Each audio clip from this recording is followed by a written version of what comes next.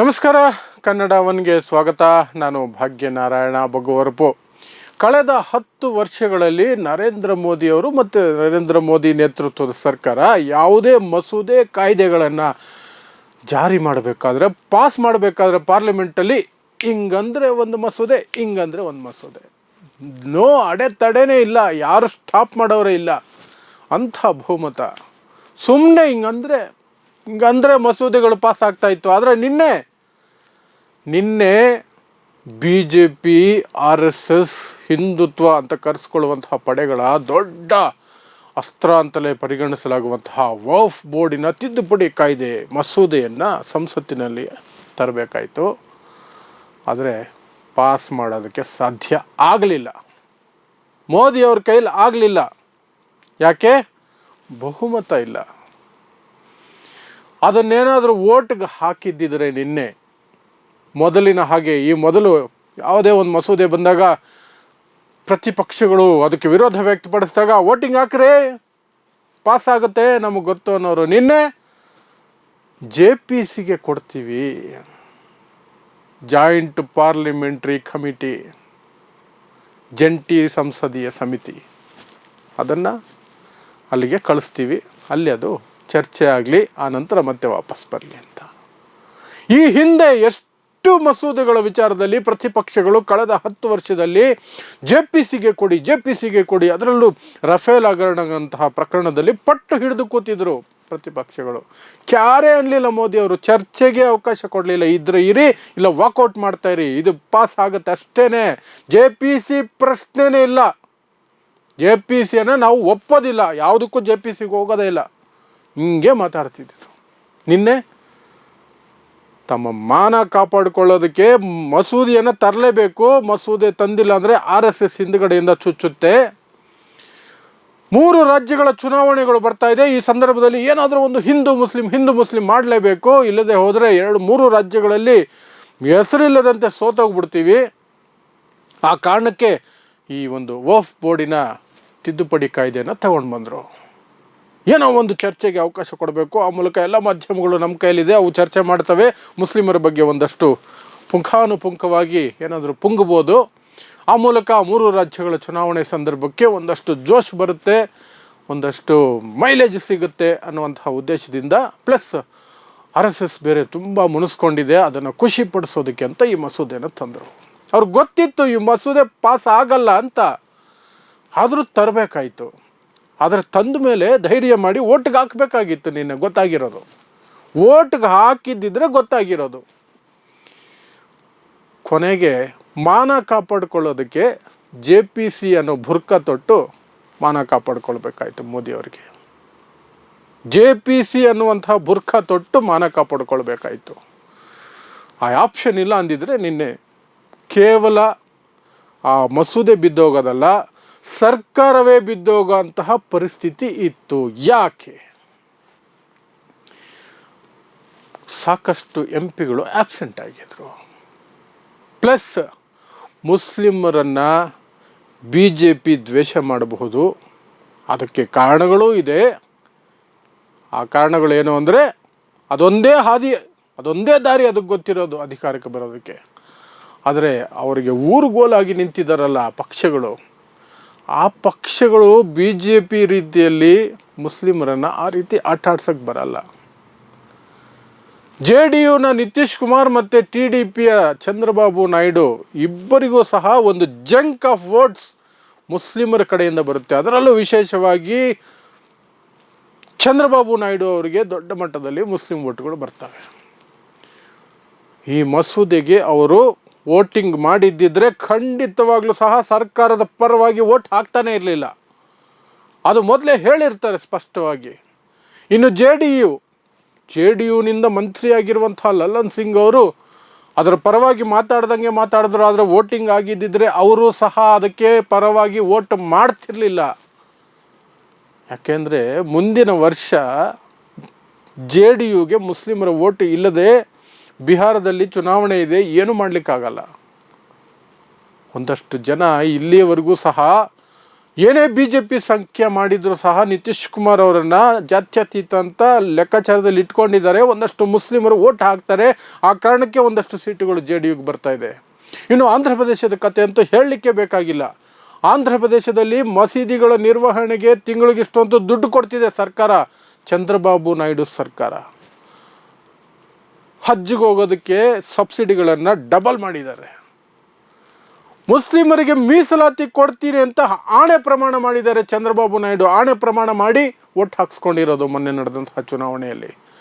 ಅಲ್ಲಿ ಒಟ್ಟೊಟ್ಟಿಗೆ ಲೋಕಸಭಾ ವಿಧಾನಸಭೆ 2 ಒಟ್ಟಿಗೆ ನಡೆದಿದ್ದು ಆಂಧ್ರ ಪ್ರದೇಶದಲ್ಲಿ.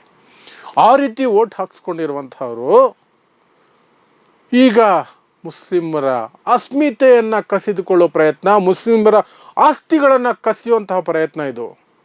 ವಕ್ಫ್ ಬೋರ್ಡಿನ ತಿದ್ದುಪಡಿ ಕಾಯ್ದೆ.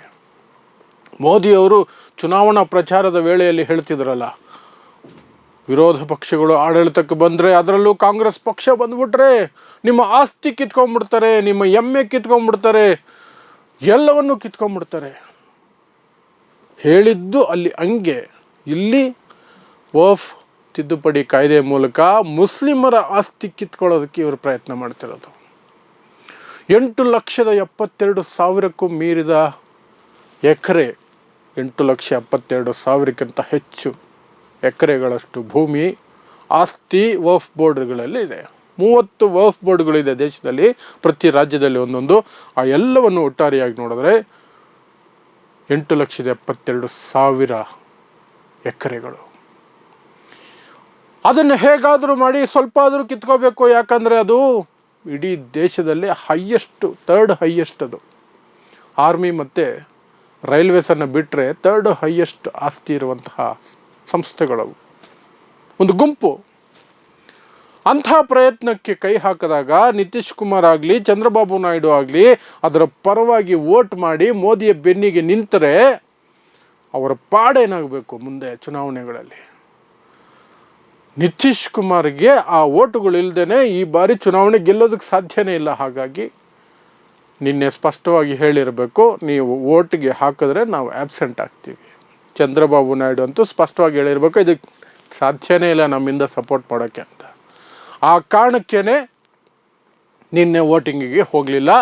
JPCಗೆ ಕೊಡ್ತೀವಿ, ಜಾಯಿಂಟ್ ಪಾರ್ಲಿಮೆಂಟ್ರಿ ಕಮಿಟಿಗೆ ಕೊಡ್ತೀವಿ, ಅಲ್ಲಿ ಚರ್ಚೆ ಆಗ್ಬಿಟ್ಟು ಬರಲಿ ಅಂತ. ಸೊ BJP ಮತ್ತು ನರೇಂದ್ರ ಮೋದಿ ಅವರು ಒಂದಂತೂ ಸಾಧಿಸಿದ್ರು, ಇದರ ಬಗ್ಗೆ ಎಲ್ಲ ಕಡೆ ಅಪಪ್ರಚಾರ ನಡೀತು. ಮುಸ್ಲಿಮರ ಆಸ್ತಿಯನ್ನು ವಕ್ಫ್ ಬೋರ್ಡ್ಗಳು ವಿನಾಕಾರಣ ದೇವಸ್ಥಾನನೂ ಕಿತ್ಕೊಂಡ್ಬಿಡ್ತಾರೆ, ಆಫೀಸುಗಳನ್ನೂ ಕಿತ್ಕೊಂಡ್ಬಿಡ್ತಾರೆ, ಕಾರ್ಪೊರೇಷನ್ ಮುನ್ಸಿಪಲ್ ಆಫೀಸುಗಳನ್ನೂ ಕಿತ್ಕೊಂಡ್ಬಿಡ್ತಾರೆ, ಏನೇನೋ ಮಾಡ್ತಾರೆ, ಆಸ್ತಿ ಕಿತ್ಕೊಳ್ತಾರೆ. ಅವ್ರನ್ನ ತಡೆಯೋರಿಲ್ಲ, ಅವ್ರಿಗೆ ಯಾವ ಅಡೆತಡೆ ಇಲ್ಲ. ಅದಕ್ಕೆ ನಾವು ಕಂಟ್ರೋಲ್ ಮಾಡೋದಕ್ಕೆ ಬಂದಿದ್ದೀವಿ ಅಂತ. ಇನ್ನು ಈ ಮಾಧ್ಯಮಗಳೆಲ್ಲ ಚರ್ಚೆ ಮಾಡಿದ್ದು, ಇನ್ಕ್ಲೂಡಿಂಗ್ ಕನ್ನಡದ ಮಾಧ್ಯಮಗಳು ಸಹ ಚರ್ಚೆ ಮಾಡಿದ್ದು, ಮೋದಿ ಲಗಾಮ್ ಹಾಕ್ತಾರಾ ಮುಸ್ಲಿಮರ ಆಸ್ತಿ ಕಬಳಿಕೆಗೆ, ಅದಕ್ಕೆ ಇದು ಮಾಡ್ತಾರಾ, ಬ್ರೇಕ್ ಹಾಕ್ತಾರಾ, ಇದು ಹೇಳಿದ್ರೆ ಹೊರತು ಈ ಮಸೂದೆ ಅಲ್ಲಿ ಪಾಸ್ ಆಗಲಿಲ್ಲ. JPCಗೆ ಹೋಗಿದೆ. JPCಗೆ ಹೋದ ಮಸೂದೆ ಮತ್ತೆ ವಾಪಸ್ ಯಾವಾಗ ಬರುತ್ತೆ ಅನ್ನೋದ್ರ ಬಗ್ಗೆ ಕನ್ಫರ್ಮ್ ಇಲ್ಲ. ಇಲ್ಲಿಯವರೆಗೆ JPCಗೆ ಹೋಗಿರುವಂತಹ ಮಸೂದೆಗಳು ಯಾವ ಗತಿಯಾಗಿದ್ದಾವೆ, ಎಷ್ಟು ಧೂಳು ಪಡ್ಕೊಂಡು ಬಿದ್ದಿದ್ದಾವೆ, ಎಷ್ಟು ವರ್ಷಗಳಿಂದ ಬಿದ್ದಿದ್ದಾವೆ ಅನ್ನೋದ್ರ ಬಗ್ಗೆ ಜನರಿಗೆ ತಿಳಿಸೋದೇ ಇಲ್ಲ. ಕೇವಲ ಮೋದಿ ಹಿಂಗೆ ಮಾಡಿದ್ರು, ಮುಸ್ಲಿಮರಿಗೆ ಪೆಟ್ಟು ಕೊಡೋದಕ್ಕೆ ಮಾಡಿದ್ರು, ಇಷ್ಟು ಮಾತ್ರ ಹೇಳಿಬಿಟ್ಬಿಟ್ಟಿದ್ದಾರೆ. ನಿನ್ನೆ ಜನ ಕೂಡ ಅದೇ ಜಪದಲ್ಲಿದ್ದಾರೆ, ಅದೇ ಜಪ. ಮುಸ್ಲಿಮರು ಹಿಂಗೆಲ್ಲ ಕಿತ್ಕೊಂಡ್ಬಿಡ್ತಾರಂತೆ, ಅವ್ರನ್ನಾರು ಕೇಳೋರೇ ಇಲ್ವಂತೆ. ನಾಳೆ ಬೆಳಗ್ಗೆ ಬಂದು ನಮ್ಮನೆ ವಕ್ಫ್ ಆಸ್ತಿ ಅಂದರೆ ಕೊಟ್ಟುಬಿಡ್ಬೇಕಂತೆ, ದೇವಸ್ಥಾನ ವಕ್ಫ್ ಆಸ್ತಿ ಅಂದರೆ ಕೊಟ್ಟುಬಿಡ್ಬೇಕಂತೆ. ಅರಾಜಕತೆಯಲ್ಲಿಲ್ಲ ನಮ್ಮ ದೇಶ. ಅದಕ್ಕೆ ಆದಂತಹ ಕಾನೂನುಗಳು, ಕಟ್ಟಳೆಗಳು, ನಿಯಮಗಳು ಎಲ್ಲ ಇದ್ದಾವೆ. ಸೊ ಈ ರೀತಿಯಾಗಿ ನಿನ್ನೆ ಮೋದಿಯವರಿಗೆ ಮೊದಲನೇ ಬಾರಿಗೆ 10 ವರ್ಷಗಳಲ್ಲಿ ಮೊದಲನೇ ಬಾರಿಗೆ ತಾನು ಎಲ್ಲಿ ನಿಂತಿದ್ದೀನಿ, ತನಗೆ ಯಾವ ಸ್ಥಿತಿ ಬಂದಿದೆ ಅನ್ನೋದು ಸ್ಪಷ್ಟವಾಗಿ ಅರ್ಥ ಆಯಿತು. ಬಯಸಿದ ಬಿಲ್ಲುಗಳನ್ನು ಪಾಸ್ ಮಾಡೋಕ್ಕಾಗೋದೇ ಇಲ್ಲ. ನಾನು ಬೇರೆಯವರ ಮೇಲೆ ಅವಲಂಬಿತನಾಗಿದ್ದೀನಿ ಅಧಿಕಾರದಲ್ಲಿರೋದಕ್ಕೆ. ನನಗೆ ಜನ ಬಹುಮತ ಕೊಟ್ಟಿಲ್ಲ. ಮನೆಗೆ ಹೋಗು ಅಂತ ಹೇಳಿದ್ರು, ಆದರೆ ನಾನು ಪಣಕ್ಕೆ ಪಟ್ಟು ಹಿಡಿದು ಇವರನ್ನು ಬೇಡ್ಕೊಂಡು ಬೆಂಬಲ ತಗೊಂಡು ಸೀಟಲ್ಲಿ ಕೂತಿದ್ದೀನಿ ಅಂತ ನಿನ್ನೆ ಸ್ಪಷ್ಟವಾಗಿ ಮೋದಿಯವ್ರಿಗೆ ಅರ್ಥ ಆಯಿತು. ಅದಕ್ಕೆ ನಾವು ಟೈಟ್ಲ್ ಹಾಕಿರುವಂಥದ್ದು. JPC ಬುರ್ಕಾ ತೊಟ್ಟು ತನ್ನ ಮಾನ ಉಳಿಸ್ಕೊಂಡಿದ್ದಾರೆ ನರೇಂದ್ರ ಮೋದಿಯವರು. ಇಲ್ಲ ಅಂದಿದ್ರೆ ನಿನ್ನೆ ಮಾನ ಸರ್ಕಾರ ಎರಡೂ ಹೋಗಿರೋದು ಒಟ್ಟೊಟ್ಟಿಗೆ ಹೋಗಿರೋದು. ಸೊ ಇದು ಆರಂಭ ಅಷ್ಟೇ. ರಾಜ್ಯಸಭೆಯಲ್ಲೂ ಈಗ ಬಹುಮತ ಇಲ್ಲ, ಲೋಕಸಭೆಯಲ್ಲೂ ಬಹುಮತ ಇಲ್ಲ. ಮಿತ್ರ ಪಕ್ಷಗಳನ್ನು ಸಮಾಧಾನ ಪಡಿಸ್ಕೊಂಡು ಮುಂದಕ್ಕೆ ಹೋದರೆ ಉಂಟು. ಕಳೆದ 10 ವರ್ಷಗಳಿಂದ ಏನು ನಡೀತಾ ಇತ್ತೋ ಅದು ಯಾವುದೂ ಇನ್ಮೇಲೆ ನಡೆಯಲ್ಲ. ಎಲ್ಲವೂ ಸಹ ಕಾಯ್ದೆ ಕಾನೂನು ಸಂಸತ್ತಿನ ನಿಯಮಗಳ ಪ್ರಕಾರ ನಡಿಬೇಕು, ಸಂವಿಧಾನದ ಪ್ರಕಾರನೇ ನಡಿಬೇಕು. ಇಲ್ಲಿಯವರೆಗೆ ಹೇಗೆ ಸಂವಿಧಾನವನ್ನು ಕೇರ್ ಮಾಡದೆ ನಾವು ಮಾಡಿದ್ದೇ ಸರಿ, ನಮಗಷ್ಟು ಬಹುಮತ ಇದೆ ಅಂದರೆ ಅದು ನಡೆಯಲ್ಲ ಅನ್ನೋದು ಸ್ಪಷ್ಟವಾಗಿ ಹೋಯ್ತು ನಿನ್ನೆ ಮೋದಿಯವರಿಗೆ. ಮೊದಲನೇ ಬಾರಿಗೆ ಫೀಲ್ ಆಗಿರುತ್ತೆ, ಇಷ್ಟು ದಿನ ಫೀಲ್ ಆಗಿರಲ್ಲ. ಅವ್ರು ಆಲ್ರೆಡಿ ಒಂದು ರೀತಿಯಾಗಿ ಊರುಗೋಲುಗಳ ಆಧಾರದ ಮೇಲೆ ಇದ್ದರೂ ಸಹ ಅವರ ನಡವಳಿಕೆ ಮಾತುಗಳು ಇನ್ನೂ ಹಳೆ ಕಾಲದಲ್ಲೇ ಇತ್ತು. ಆದರೆ ನಿನ್ನೆ ಸ್ಪಷ್ಟವಾಗಿ ಅರ್ಥ ಆಗೋಯ್ತು ಅವ್ರಿಗೆ, ನನ್ನ ಪರಿಸ್ಥಿತಿ ಹೀಗಿದೆ ಅಂತ. ಸೊ ಇದು ಆರಂಭ.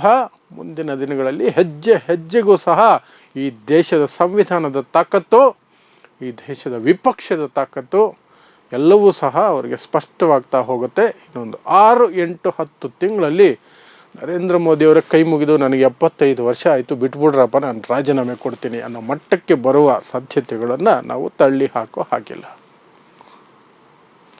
ನೋಡ್ತಾ ಇರಿ ಸಮಾಜಕ್ಕಾಗಿ ಕನ್ನಡ 1 ನ್ಯೂಸ್. ನಮಸ್ಕಾರ.